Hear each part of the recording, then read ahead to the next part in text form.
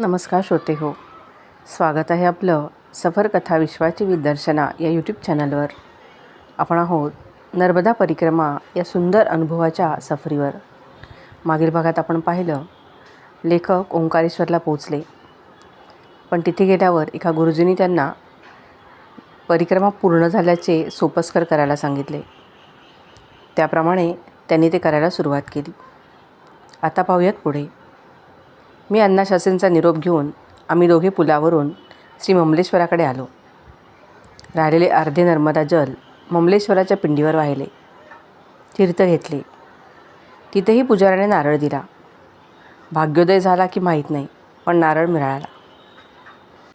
नंतर मी आणि कुंतल मार्कंडेय संन्यासाश्रमात आलो. तिथले कुंतलला ओळखणारे सर्वच एकदम त्याच्याभोवती जमा झाले. कोणी बंगालीत, कोणी हिंदीत, इंग्रजीत. एकदम प्रश्नांची सरबती चालू झाली. त्यांच्या सर्वांच्या कौतुकाने आणि भेटण्याने कुंतल कावराबावरा झाला. पण तो सामान ठेवून आधी आश्रमाच्या कोठारीला भेटायला गेला. 2 वाजून गेले होते. सगळ्यांची जेवणे होऊन गेली होती, पण कोठारीने 2 तारे वाढून दिली. कुंतल त्याच्या तळघरात जाऊन सामान ठेवून आला. मला मुख्य इमारतीत जागा दिली. सामान ठेवले. भोजनगृहात गेलो. भात, भाजी, पोळी, भरपूर ताक, भरपूर जेवण करून उठलो. कुंतल आश्रमातील संन्यासी आणि ब्रह्मचारी यांच्यात गुरफटला. मी घाटावर जायला निघालो. उन्हाने पायऱ्या तापल्या होत्या. बसणे मुश्किल होते, पण पृष्ठभागाला शेकत शेकत सहन करीत बसलो. हवा छान वाहत होती. प्रवाह खळखळाट करीत होता. घाटाच्या वर झाडांभोवती, छपराखाली परिक्रमावासी, साधू, गांजेकस, भिकारी सावलीखाली पेंगत पडले होते. कोणी झोपले होते. मी तसल्या उन्हात सवयीने शांतपणे धूम्रपानाचा आनंद घेत बसलो. परिक्रमा पूर्ण झाली. आता घरी यायची इच्छा नव्हती. महिन्याभराने चतुर्मास सुरू होईल. कुठेतरी थांबून चतुर्मासात अनुष्ठान करावे आणि ध्यानाची मस्तीभोगीत साधना करावी, हा विचार नक्की झाला. कुंतलला घरचा पत्ता देऊन सांगावे, जा माझ्या घरी. माझी पत्नी तुला आश्रमात घेऊन जाईल. आपण निश्चिंत अनुष्ठानात राहावे, असा विचार. संध्याकाळ व्हायला आली. आश्रमाचे काही कार्यक्रम उपस्थित राहून ऐकणे महत्त्वाचे होते. तशी तिथली शिस्त होती. आश्रमात आलो. संध्यास्नान करून पूजापाठ केला आणि आश्रमातल्या सुरेख प्रसन्न अशा शिवमंदिरात गेलो. तिथे आरती झाली. मग बाहेरच्या मोठ्या प्रांगणात सतरंजीवर लोक बसले. एका संन्याशाने संस्कृत शांकर भाष्य घेतले. श्लोक वाचायचा, त्याचा हिंदीत अर्थ सांगायचा. मग भजनाचा कार्यक्रम झाला. प्रसाद मिळाला. तासाभराने भोजन. अगदी श्रीमंती थाट. आग्रहाने वाढत होते. मी मात्र थोडासा भात घेतला. ताक मात्र भरपूर प्यायलो. अर्धा तांब्याभर ताक राहिलं. असा मोठ्या आकाराचा स्टीलचा एक वाडगा होता. ताट धुवायची पण वेगळी पद्धत. आधी पाण्याने धुवायचे, मग भरपूर राखेने घासायचे, पुन्हा पाणी, नंतर ताटात ताट, वाडग्यात वाडगा ठेवून द्यायचा. जेवणानंतर कुंतलला मी सांगितले, हॉलमध्ये झोपणार नाही, गच्चीत झोपतो. चालेल म्हणाला. मग तिथल्या शिस्तीमुळे त्याला माझ्यासोबत राहता येत नव्हते. उन्हाळ्यामुळे मुख्य स्वामी हिमालयात गेले होते. त्यामुळे कोठारीच प्रमुख होता. त्याची मर्जी राखणे आवश्यक होते. सोय हवी असेल तर सगळ्यांचे अहंकार सांभाळावे लागतात. गच्चीत तासभर उकडत होतेच, पण नंतर भोवतीच्या डोंगरावरून, झाडीतून नव्या दमाचा वारा वाहू लागला. अंगाला झोंबू लागला आणि नंतर चक्क थंडी वाजू लागली. वारे भैया, पण थंडीचा बाऊ कधी वाटला नाही. त्यामुळे पडून राहिलो. इतरांना थंडी अनुभवाने माहीत असल्याने प्रशस्त गच्चीत मी एकटाच होतो, मोकळा. पहाटे 4 पासून आश्रमाची दिनचर्या चालू होते. मी 2 दिवसांचा साथी असल्याने सकाळच्या कार्यक्रमातून सूट होती. नर्मदेवर स्नान करून आलो. आणि आटोपले. तेवढ्यात नाश्ता व चहाची वेळ झाली. रोज वेगळा नाश्ता असतो. आज डोसे, चटणी आणि चहा. पोटच भरले. घाटावर जाऊन बसलो. सकाळी सकाळी तिथे दर्शनाला आलेल्या लोकांची नर्मदा स्नानाची धांदल चालू होती. मुली मुले, तरुण तरुणी, म्हातारे म्हाताऱ्या. या घाटावर खूप पायऱ्या आहेत. पाण्यालाही खूप ओढ आहे. वाहून जाण्याची भीती वाटल्यास साखळ्या लावल्या आहेत. त्या धरून स्नान करता येते. त्या सगळ्या गर्दीत मी मात्र प्रवाहाबरोबर मनाने वाहत चाललो होतो. माझ्या कानात आज्ञा झाली, उद्याच घरी जाण्यासाठी निघ. चतुर्मास घरीच करायचा. माझे मन मानायला तयार नव्हते. पण ज्या आज्ञेने परिक्रमाला आलो तीच आज्ञा मानणे भाग होते. त्याचवेळी कुंतल माझ्याकडे घाटावरच येत होता. ही सगळी नियतीची इच्छा असते. तो जवळ बसला. त्याला मी आज्ञा आलेली सांगितले. म्हटले, उद्याच निघायचे. कुंतल म्हणाला, कसं जायचं? म्हणालो, कसंही, चालत, ट्रकमधून, बघूया. म्हणाला, तसं जाता येणार नाही. आश्रमात 4 मोठ्या पिशव्या पुस्तकं आहेत. माझं बाकीचं सामान इथेच सोडीन. पण पुस्तकं हवी आहेत. ती न्यायची म्हणजे बसमधूनच जावं लागेल आणि पुन्हा इथे येणार नाही. त्यामुळे हळूच निसटणार. इथून पुणे, तिथून कलकत्त्याला. घरी आईचं दर्शन घेणार, वडिलांना भेटणार की पुन्हा प्रवास चालू. समोर रामकृष्ण आश्रमात एक संन्यासी ओळखीचा आहे. त्याच्याकडून तात्पुरते परत देण्याच्या बोलीवर पैसे मिळतात का बघतो, असे म्हणून कुंतल पळाला. मी घाटावर रमून गेलो. तासाभरात कुंतल 500 रुपये घेऊन आला. उद्या जेवण करून पळायचे आम्ही ठरवले. कुंतलने तळघरात जाऊन पिशव्या भरायला सुरुवात केली. दुपारचे जेवण झाले. मी पुन्हा घाटावर. तिथून उठलो आणि विश्वकर्म्याचे भव्य मंदिर पाहिले. आतल्या देवीच्या मूर्ती पाहिल्या. इथेही शिवनामाचे 24 तास नाम चालते. प्रत्येक गोष्टीला पैसा. मोठा बाजार आहे. समोरच्या रस्त्यावर 3 मजली काँक्रीटची मारुतीची मूर्ती. बाजूने संगमरवरी फरशांवर रामायणाचे पाठ. इथे तेच. भक्तीचे नाव नाही. दानपेट्यांचा सुळसुळाट. तथाकथित संन्यासी भयंकर उर्मट. पैसा देणाऱ्याशी एकदम गोड. पुन्हा घाटावर येऊन बसलो. पण आता झाडाच्या सावलीत बसलो. नर्मदाबाईशी संवाद चालू झाला. अगणित साधू संतांनी, संन्याशांनी नर्मदाकाठी परिक्रमा केली आहे. वस्ती करून आश्रमीय जीवन जगले. नर्मदाबाईने आपल्यापाशी अनेकांना प्रेमाने थांबवून घेतले. 1857च्या क्रांतीत अनेक क्रांतिकारक नर्मदा किनारी येऊन तपश्चर्येला बसले. मोठे साधू, सत्पुरुष झाले. हा नर्मदाबाईचा किनारा अध्यात्म साधनेने भारावून गेलेला. तुमच्या चित्ताला ती शांत करणारच. ही परंपरा आहे, श्रद्धा आहे आणि ही वास्तव.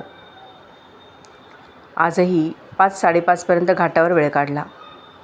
नामस्मरण चालू असतेच. रमवून गेलो.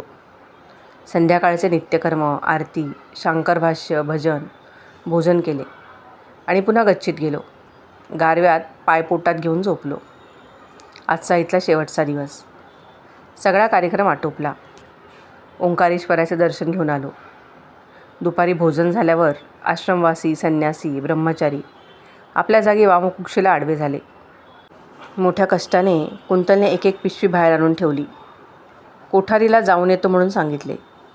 मी बाहेरच उभा होतो. ओजी कशीबशी ओंकारेश्वर बस स्टँडवर आणली. अर्ध्या तासाने इंदोरची गाडी मिळाली. इंदोरला मात्र 2 तास लागले. तिकिटाची चौकशी केली. पैसे पुण्यापर्यंत पुरणार नव्हते. कंडक्टरला गाठले. म्हणालो, बाबा, पुण्याला गेल्यावर पैसे देतो, पण आम्हाला पुण्यापर्यंत ने. त्याला अर्धे मराठी कळत होते.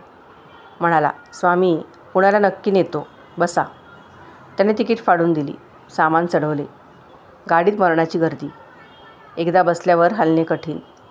मागच्या सीटवर 8 माणसे. त्यातील 3 भयंकर जाड गेली. पायाखाली सामान, त्यामुळे अधांतरी पाय. सकाळी 10पर्यंत पुण्याला येणारी गाडी 3 वाजल्यानंतर आली.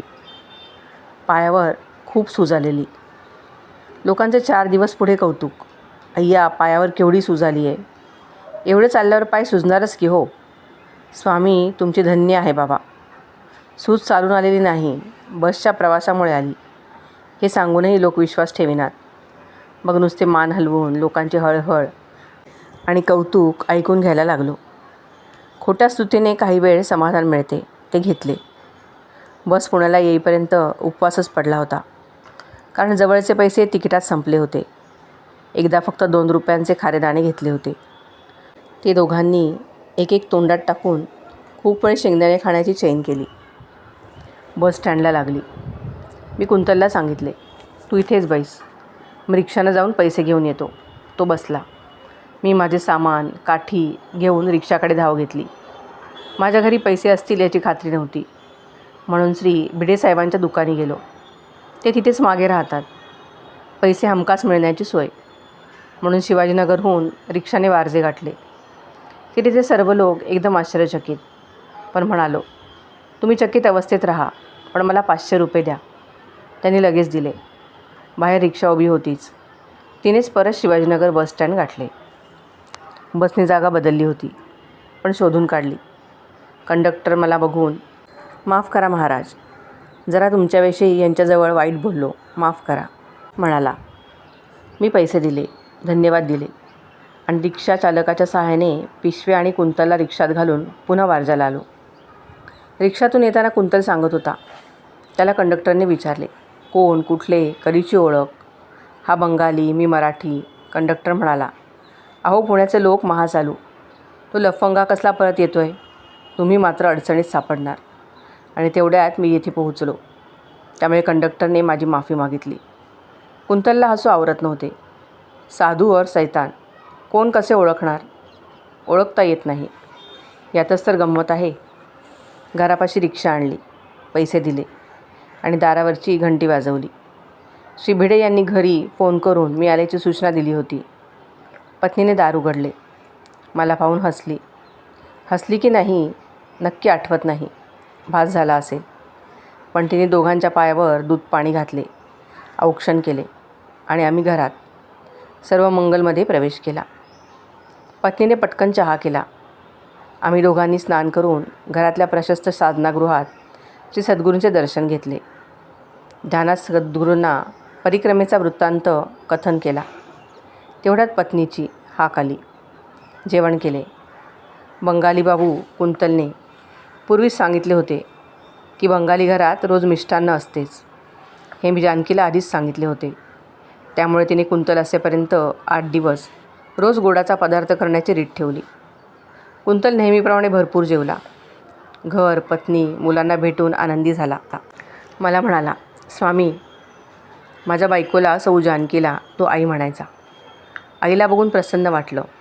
आईची साधना तिच्या डोळ्यातून दिसते. तुम्ही दोघंही वेगळीच माणसं आहात. कस्स असं म्हणून हसलो. मग आम्ही दोघेही श्री भिडे साहेबांकडे गेलो.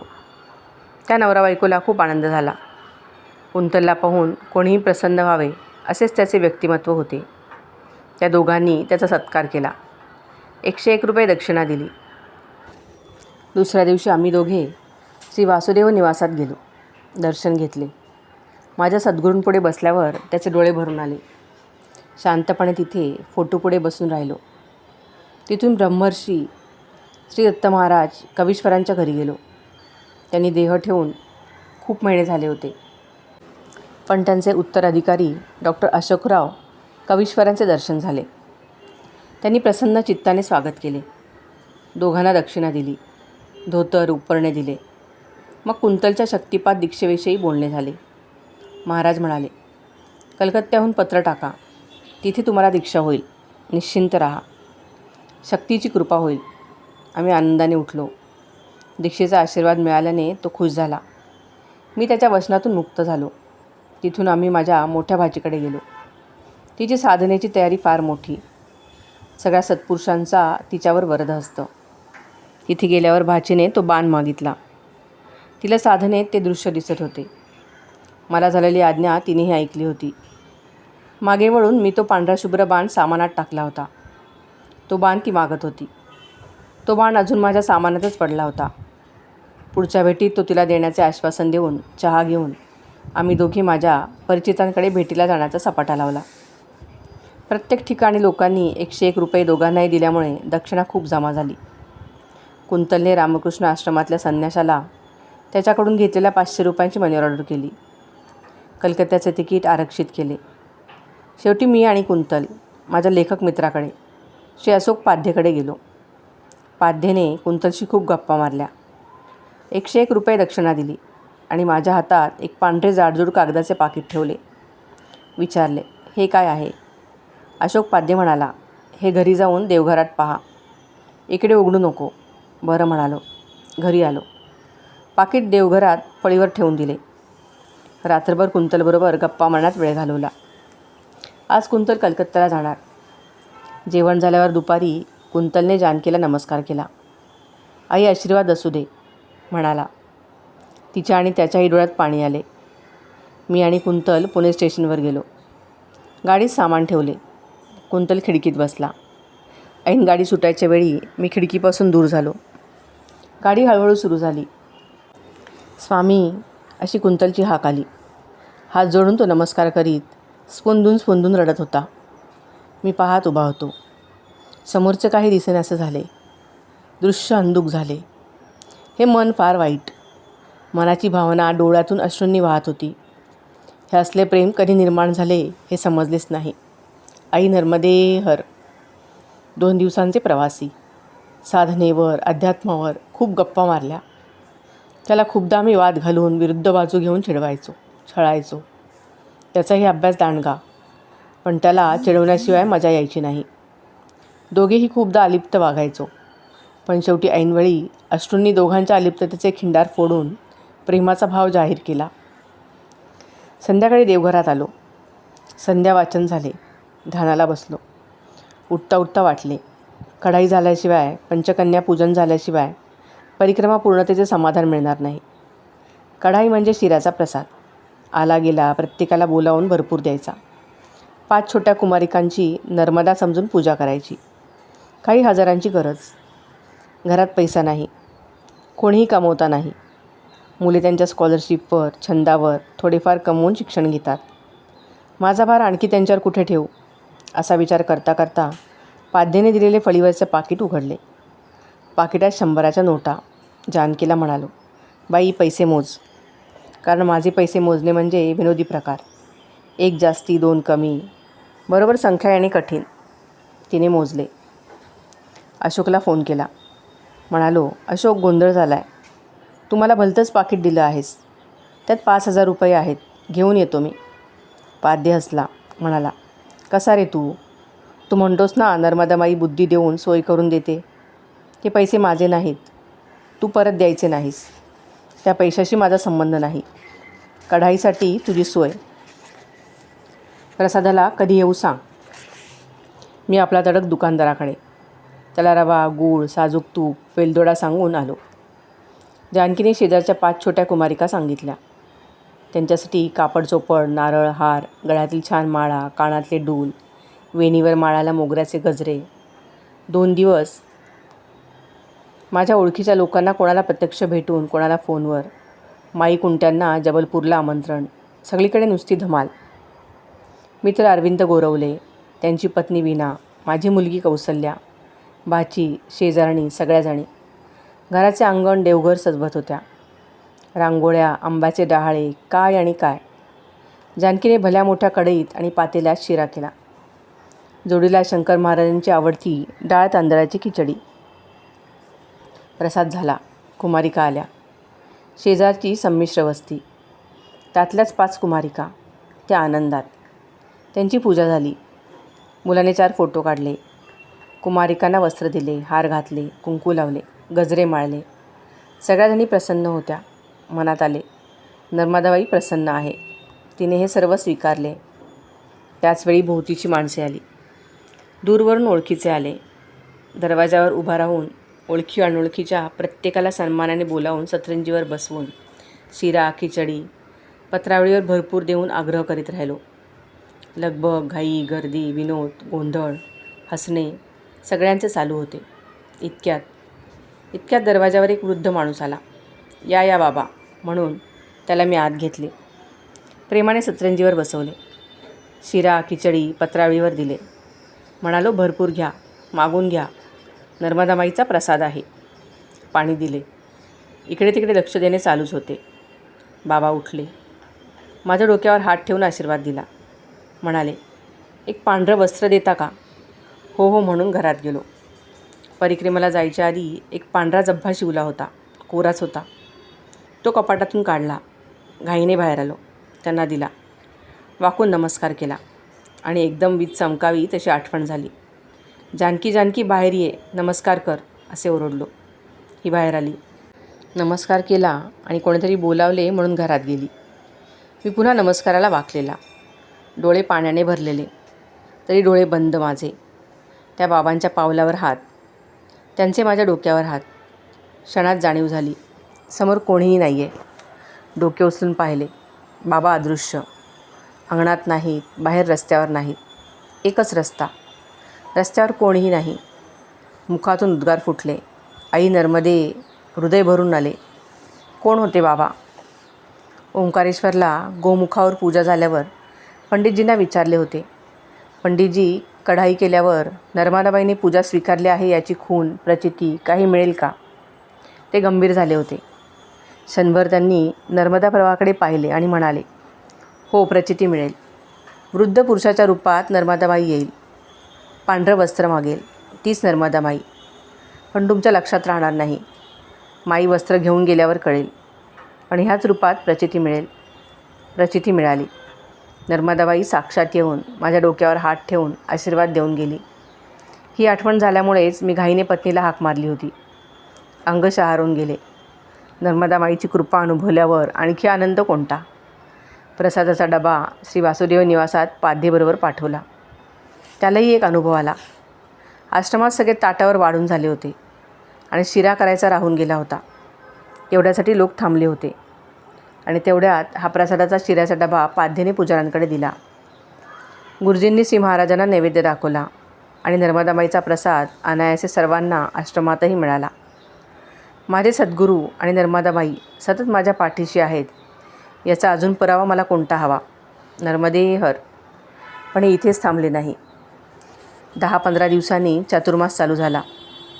रात्री 2 वाजता उठून स्नान करून वासुदेवानंद सरस्वतींची स्तोत्रे, श्री गुरुचरित्र, सप्तशती, मारुती कवच, जप असले काय काय करायची सद्गुरूंनी बुद्धी दिली. त्यांना जे करून घ्यायचे असते ते सर्व ते करून घेतात. आपल्याला वाटते आपण करतोय, पण खरे नाही. एकदा सद्गुरूंनी हात धरल्यावर आपल्या हाती काही राहत नाही. चालवतो धुर्णीय हात, हेच खरे. आपले म्हणून काही राहत नाही. म्हणता म्हणता 4 महिने झाले.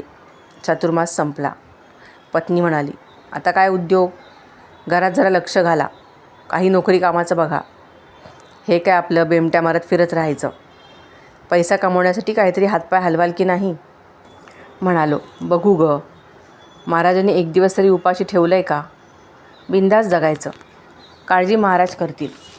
आपली कुलदेवता महालक्ष्मी, तिला काही वाटत नाही आपण बिनपैशाचे जगतोय. तिला काळजी वाटत असेल तर बघेल ती. आपल्याला काय काळजी? पत्नी म्हणाली, हात जोडते तुमच्यापुढे. कधी गंभीर होणार तुम्ही? सगळं हसत घालवायचं. म्हणालो, अगं पण काही कमी आहे का? मी सिगारेट फुंकतोय. मागितलेत का तुझ्याजवळ पैसे कधी? मजा करो. महाराज जाणो, त्यांचे काम जाणो. आज्ञेची वाट बघतोय. मी सिगारेट घ्यायला गच्चीवर गेलो. सकाळची वेळ. तेवढ्यात आठवण झाली. खाली आलो. स्नान केले. देवघरात साधनेला मानसपूजेला बसलो. छान भरपूर धुपाच्या धुरात हरवून गेलो. जागा होता होता आज्ञा आली, उठ, नर्मदा परिक्रमेला निघ. स्वयंपाकघरात बायकोला सांगितले, बाई मी चाललो. ती म्हणाली, आता कुठे? सांगितले, दुसरी नर्मदा परिक्रमा 2 दिवसांनी निघणार. ती म्हणाली, तुम्हाला कोण अडवणार? मी हसलो. म्हणालो, मला कोण अडवणार? देवाला पोळ सोडतात तसा मला प्रारब्धानं देवाला सोडून दिलं आहे. परवा मी जाणार. तिने रागाने सांगितले, निघा. एकदा लाच सोडल्यावर काय? पण बायको त्यासाठीच फक्त रागावत नव्हती. ते प्रेमाचे कारण वेगळेच होते. आपला नवरा अडाणी, शिक्षण नाही आणि त्याला कोणी नावे ठेवू नयेत म्हणून ती प्रेमापोटी रागवायची. माझी आई तिला म्हणायची, तुमचा प्रेमविवाह आहे पण त्याला सांभाळणं कठीण आहे. काहीही त्याला कळत नाही. अभ्यास नाही, शिक्षण नाही. सांभाळून घे म्हणजे झालं. लहान पोराला 2 रट्टे मारून धाकात ठेवता येते, पण मला कसे सांभाळणार? म्हणून बायको प्रेमाने रागवायची. पण आत्ताचे कारण आणखी वेगळे होते. सगळेच तिला म्हणत होते, या परिस्थितीत तरी परिक्रमेला सोडू नका. त्याचे असे झाले. मी चातुर्मासाला सुरुवात केली आणि माझे दात दुखू लागले. डॉक्टर शेंडेंना दाखवले. ते म्हणाले, काढूया. एक एक करीत 5 दात फक्त वरती राहिले. म्हटले, हे 5 तरी कशाला? उडवा तोफ, काढा 5ही दात. सगळी वरची फौज भूल देऊन डॉक्टरांनी काढली. तोंडाचे बोडके झालेले. खालचे 4 राहिले. वरचे सगळेच गेले. वरची हिरडी भयंकर सुजली. पाणीसुद्धा झोंबायला लागले. खालीही सूज. डॉक्टर म्हणाले, 8 दिवसांनंतर बरे व्हाल. 2 महिने झाले तरी बरं व्हायला तयार नाही. डॉक्टर कुलकर्णींकडे गेलो. ते म्हणाले, अहो दातांचे तुकडे आतच राहिलेत आणि सूज उतरल्याशिवाय ते काढता येणार नाहीत. त्यांनी 4 दिवसांच्या गोळ्या दिल्या. माझ्याकडून पैसे घेतले नाहीतच, पण तरी माझे पैसे श्रीजयंत जोशी देईल असे त्यांनी आधीच सांगून ठेवले होते. हे नंतर मला समजले. भक्ताच्या मागे काळजी घ्यायला देव असतोच. लगेच हा अनुभव. 4 दिवस गोळ्या घेतल्या, पण घणाचे घाव हिरडीवर चालूच. डॉक्टरही चकित झाले. औषध कधीही घेत नाही, पण 4 दिवस घेतले तर गुण नाही. आता ठरवले, औषध घ्यायचेच नाही. नामस्मरण हेच औषध. पण खाता येत नसल्याने अशक्तपणा खूप आलेला. बायको सकाळ संध्याकाळ मिक्सरमधून फळांचे रस, खीर, भात, काय काय पातळ मऊ करून द्यायची. तरी ते गिळताना त्रास होत होता. 4 महिने झाले. फक्त मिक्सरमधले मऊ पातळ द्रव प्यायचा.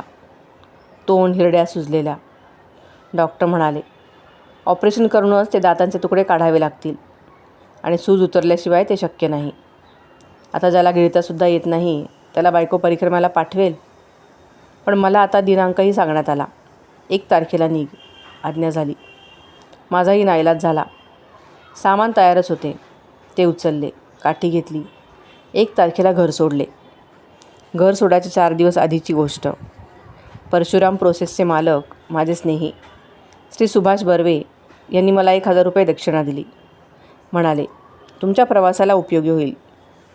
स्नेही बाळासाहेब मोने यांनीही 1000 रुपये दिले. श्री भिडे यांनीही पैसे दिले. पुणे ते इंदोर प्रवास सुखाचा होणार आणि पुढे पूजेसाठी खर्च करू शकणार म्हणून आनंद झाला. आता पैसे मिळाले. डॉक्टर अशोकराव कवीश्वर यांच्याकडे गेलो. दर्शन घेतले. त्यांना सांगितले, आज्ञा झाली आहे. दुसरी परिक्रमा सुरू करतो आहे. आनंदाने या म्हणाले. घर सोडताना सौ जानकीला नमस्कार केला.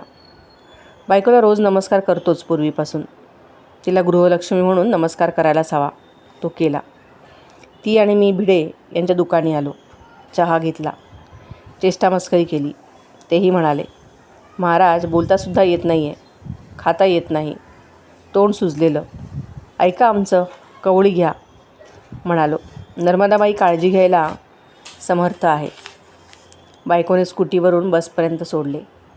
तिला नर्मदेहर म्हणालो. ती घरी जायला निघाली. माझा प्रवास इंदोरच्या बाजूला सुरू झाला. सकाळी इंदोरला पोहोचलो. लगेच मोरटाक्यापर्यंत बस मिळाली. मोरटाक्याला चहा घेतला. सिगारेट ओढली. तेवढ्यात ओंकारेश्वरला जायला बस मिळाली. दुपारी 12पर्यंत ओंकारेश्वरला पोहोचलो. मार्कंडेय संन्यासाश्रमात उतरलो. मला पाहून सर्वांच्या भुवया उंचावल्या. 4च महिन्यांपूर्वी कुंतर माझ्याबरोबर निघून गेला होता. त्यामुळे सर्वजण दुखावले होते. 2-3 संन्याशांनी अपशब्द वापरले. हे सर्व संन्यासी अर्थात नावाचेच संन्यासी. नाहीतर संन्यासी कधी शिव्या घालतो का? हसून दुर्लक्ष केले. कोठारीनी आजची रात्र आणि उद्याची सकाळ राहायची परवानगी दिली. नर्मदा स्नान करून आलो. भोजन केले आणि घाटावर गेलो. अंगात भयंकर अशक्तपणा होता. आजचे जेवण म्हणजे फक्त भात घेतला. ताकात कालवला आणि गिळून टाकला. कोमट चहा पिणेसुद्धा कठीण झाले. कळा यायच्या.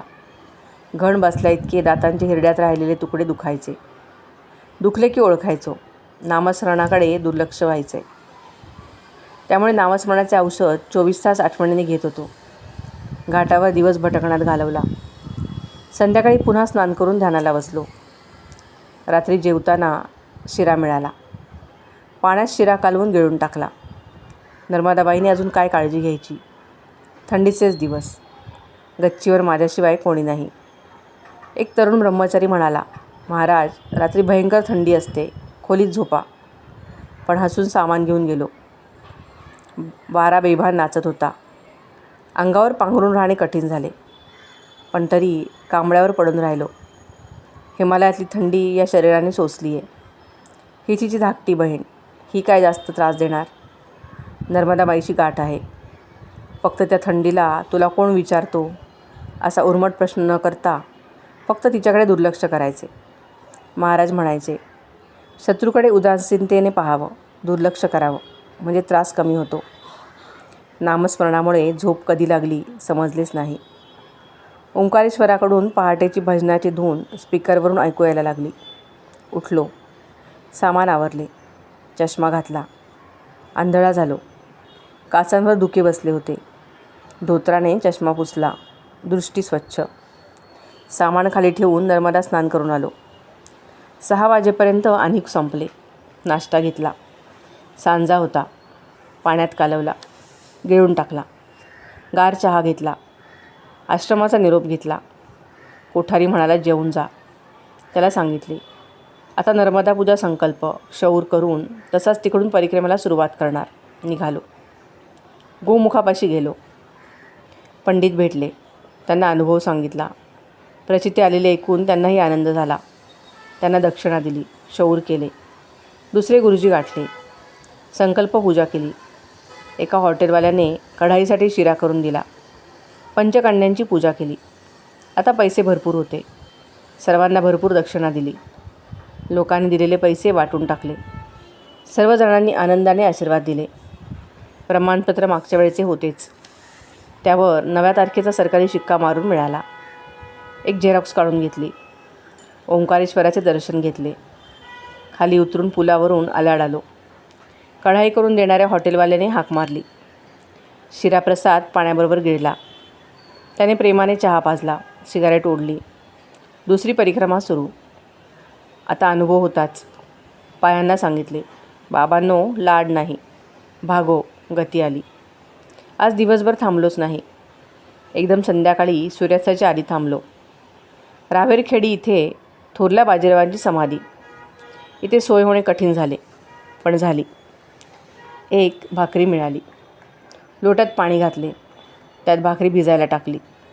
तासाभराने सगळे एकजीव मऊ झाले. गिळून टाकले. काही त्रास नाही. मजेत झोपलो. सकाळी उठून पुढे दौड सुरू. दिवसभर मुक्काम फक्त स्नानासाठी केला. भोजनाला सुट्टी. नावाडी टोला गाठले. इथे मागच्या ओळखीने सोय झाली. प्रश्न आला, काय स्वामी, पुन्हा परिक्रमा? हसलो. एकाने दूध पोहे दिले. पोह्याची खीर प्यालो. समोर महेश्वरचा घाट दिसत होता. पाण्यात सोडलेले दिवे संतत रंगत जाताना पाहता पाहता झोपलो. संध्याकाळी कटपोरला आलो. नावेची चौकशी केली. रेवसागर पार करायचा होता. नावाडी म्हणाला, रात्री 2:30 वाजता नाव सुटेल. मधल्या मुक्कामात दक्षिणा जमा झाली होतीच. नावाड्याने 35 रुपये मागितले. दिले. संध्याकाळीच आमची टोळी किनाऱ्यावर रेतीत अंथरून टाकून पडली. कोणी कोणी लाकूड फाटा गोळा करून आणला. शेकोटी पेटवली. नाववाल्याने पिण्याचे थोडे पाणी आणून ठेवले.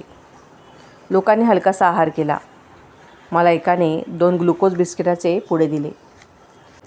एक पुडा लोट्यातल्या पाण्यात टाकून त्याची खीर प्यालो आणि रात्री 2:30 वाजेपर्यंत एका भजनाच्या ताफ्यात बसून डुलक्या घेत वेळ काढला.